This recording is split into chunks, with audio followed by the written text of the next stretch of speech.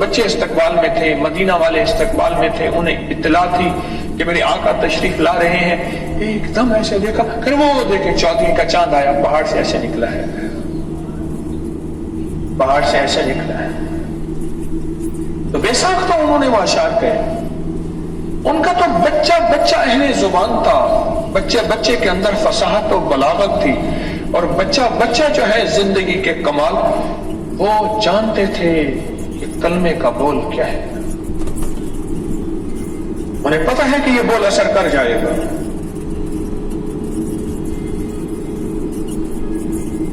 حضرت ابو ذر غفاری رضی اللہ تعالیٰ عنہ کو جب انہوں نے کہا کہ انہوں نے کہا خیال کرنا، ایک شخص مکہ میں آیا ہے، وہ نعوذ باللہ جادوگر بہت بڑا ہے، ان کی آواز ان کے بول تیرے کانوں میں نہ جائے۔ وہ کانوں میں روئی ٹھونس کے آئے تھے، روئی ٹھونس کے آئے تھے، کانوں میں بول نہ جائے، خیال کر۔ وہ بول ہی تو تھے جو ابو جہل کو مجبور کرتے تھے، کعبہ کے پردوں کے پیچھے چھپ چھپ کے میرے آقا کا قرآن سنتا تھا، بے بس ہو جاتا تھا، اس کے دل پہ اثر کرتے تھے وہ بول،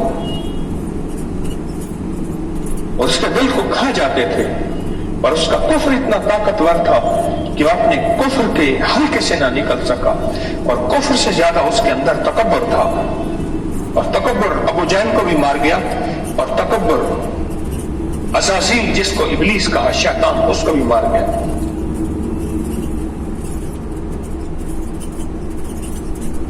خوشحالی کا راز بولوں میں ہے، دولت کا راز بولوں میں ہے، خوشیوں کا راز بولوں میں ہے، سلامتی کے راز بولوں میں ہے، صحت کے راز بولوں میں ہے۔ لا باس تہوت میں انشاءاللہ میں نے حضور کی مسنون دعا پڑھی ہے، کسی مریض کے پاس جاؤ، اسے کہو کوئی بات نہیں، ٹھیک ہو جائیں گے انشاءاللہ، لا باس تہورن انشاءاللہ۔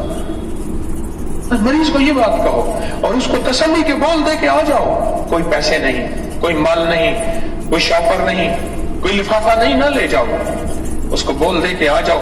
آقا کا فرمان ہے، مفہوم ہے، اگر صبح جاؤ گے شام تک 70,000 فرشتہ تیرے لیے دعائیں مغفرت کرتا ہے جو مریض کی عیادت کرنے جاتا ہے، اور اگر شام کو جاتا ہے جو مریض کی عیادت کرنے صرف اللہ کے لیے، لوجہ اللہ، یہ اللہ کے لیے جاتا ہے، تو اگر شام کو جاتا ہے تو صبح تک 70,000 فرشتہ اس کے لیے دعائیں مغفرت کرتا ہے۔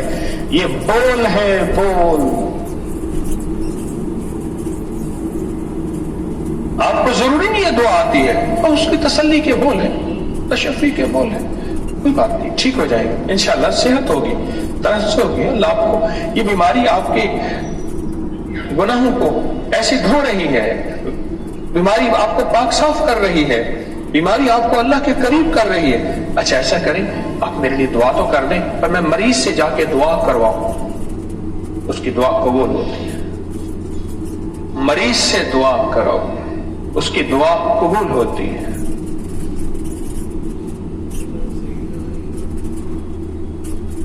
ہماری زندگی تو بولوں کے ساتھ چل رہی ہے، بول ہمارے لیے فیصلے کروا رہے ہیں۔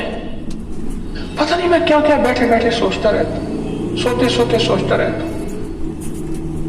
بعض اوقات مریض کی نبض میرے ہاتھ میں ہے، اور اللہ پاک اس کی بیماری مجھے اپنے خزانے غیب سے سجا رہا ہے، اور ساتھ ایک اور سوچ بھی ہے، ایک اور سوچ بھی ہے، دونوں چیزیں کٹھی چل رہی ہیں، کٹھی چل رہی ہیں۔ مریض کو بیٹھا دوا بھی سمجھا رہا ہوں، اس کو وظیفے بھی بتا رہا ہوں، ساتھ کاغذ پہ لکھ رہا ہوتا ہوں کوئی پوائنٹ، ایک دم میرے ذہن میں ایک بات ایسی آ کے ٹھا کر کے لگتی ہے۔ اللہ کی طرف سے علم آتا ہے، اپنے اللہ کے علم میں سے، اللہ اپنے علم میں سے علم عطا فرما، اپنے علم میں سے علم عطا فرما۔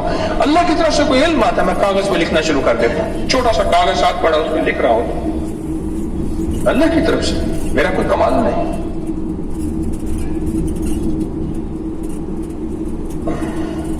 ہماری زندگی میں اس کا اثر ہے۔ کچھ بول ایسے ہوتے ہیں جو نسلوں سے رزق چھین لیتے ہیں، فقر کے فیصلے کروا دیتے ہیں، مفلسی کے فیصلے کروا دیتے ہیں، سدا ذلتوں کے فیصلے کروا دیتے ہیں۔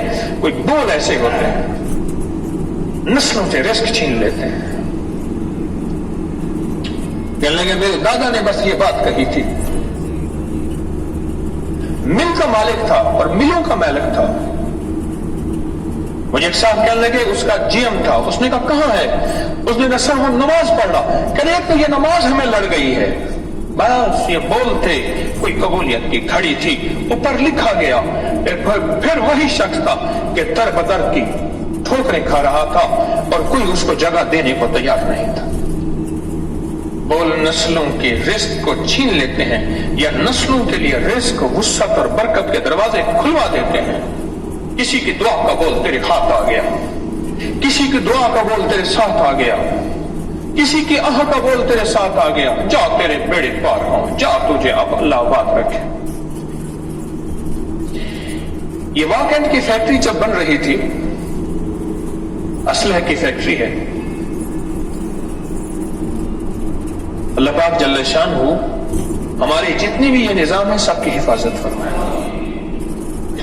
तो दो भाईवाल थे, गरीब थे, मजदूर होते थे, तो मजदूरों के लिए उन्होंने एक छपरा डाला और एक होटल सी लगा दी।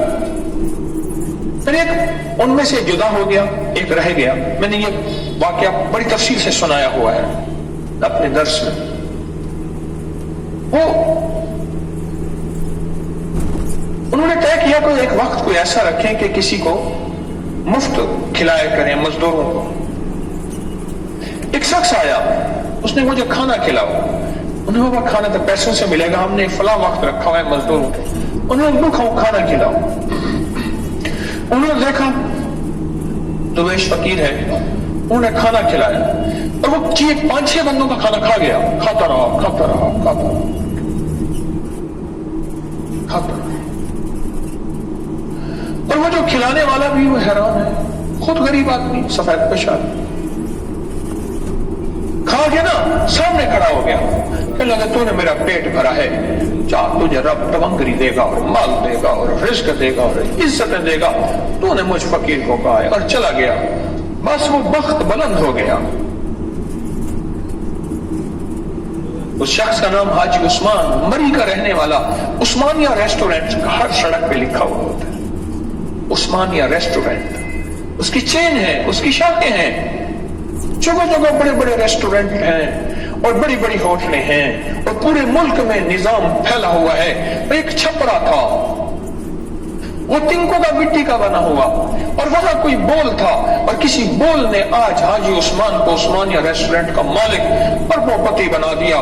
कहां बख्त है, कहां तवंगरी है, कहां माल है, कहां चीजें हैं और कहां रिस्क है, और कहां एक वो है जो एक छपरा था और एक छोटी सी कुटिया थी और उसमें 2 पतीले थे और एक रोटी का निजाम था, और एक वो निजाम है और आज एक ये निजाम है। कोई बोल थे जिन्होंने उसका ताक़ुब किया। कोई बोल होते हैं जो ताक़ुब करते हैं, इसकी हर सीधी को उल्टा कर देते हैं। यानी मैं जहां हाथ डालता हूं मिट्टी हो जाता हूं और मेरी हर चीज मिट्टी हो जाती है। कोई बोल होते हैं जो इसकी हर गली को बंद कर देते हैं। कोई बोल होते हैं इसकी हर रास्ते को इससे जुदा कर देते हैं। ये सीधे रास्ते पे चलना चाहता है, उल्टे रास्ते पे चलता है। कोई बोल होते हैं इसकी मंजिल से छीन लेते हैं, इसके पीछे ताक़ुब कर रहे होते हैं। वो कोई बद्दुआ के बोल हैं, वो कोई लानत के बोल हैं। इसकी जिंदगी में बर्बादियां, परेशानियां, मुश्किलात, मसाइल, हर्डल्स, बैरियर्स, रास्ते बंद, बस वो बोल होते हैं। और बोल होते हैं ये उल्टी करता है, सीधी हो जाती है। और यास रहमतुल्लाह अलैह ने फरमाया मेरा काम करने वाले के साथ मेरी दुआ है, हर उस बंदे के साथ जो मेरा काम करेगा। शाह यास रहमतुल्लाह अलैह ने फरमाया दुआ है कि तेरी उल्टी भी सीधी होगी।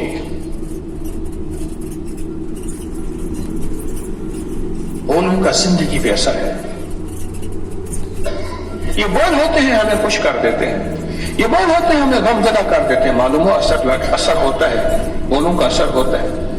कुछ बोल ऐसे होते हैं, उन्हें कहा आपका काम हो गया, आपका काम बन जाएगा, आप तसल्ली करें, बस तसल्ली हो गई।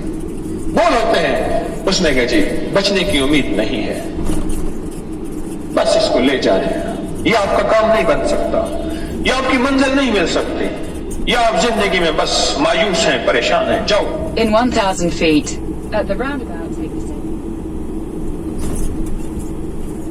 तक अपनी जिंदगी को इन बोलों से जुदा कर दें, सोचा ही नहीं। निकाह के दो बोल जो होते हैं गैर महरम महरम बन जाता है, जिंदगी का साथी।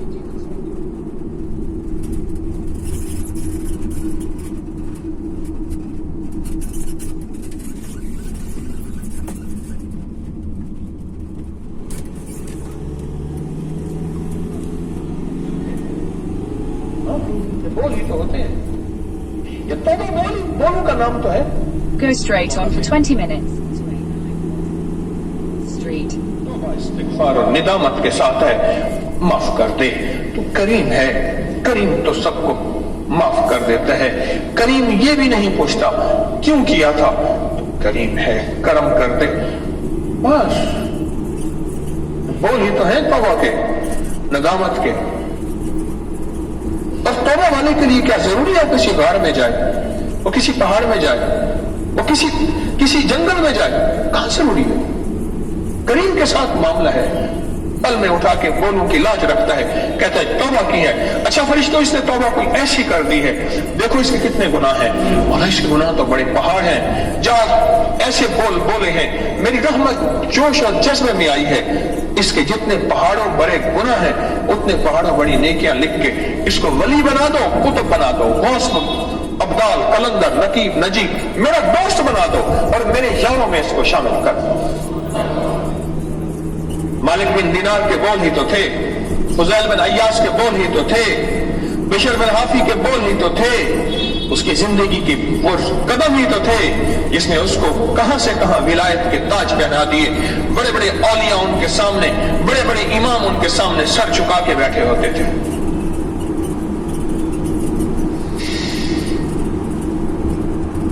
हम यकसर जिंदगी में न सोचे कभी कि हमारा हर निकलने वाला बोल हमारी किस्मत और तकदीर लिख रहा है और हमारी नस्लों को सजाएं भुगतनी पड़ती हैं। नस्लें बाज़ों का दिन बोलों की सजाएं भुगतती हैं और बाज़ों नस्लें इन बोलों की वजह से खाती हैं, पलती हैं, खुशहालियां पाती हैं। नस्लें इन बोलों की वजह से नस्लें खुशहाल हो जाती हैं। सलाम एक बोल तो है और एक पैगाम देता है, बोल ही तो है। हज़रत इमाम हुसैन रज़ी अल्लाह तआला अन्हु की बारगाह में एक शख्स आया, खामोशी से बैठ गया,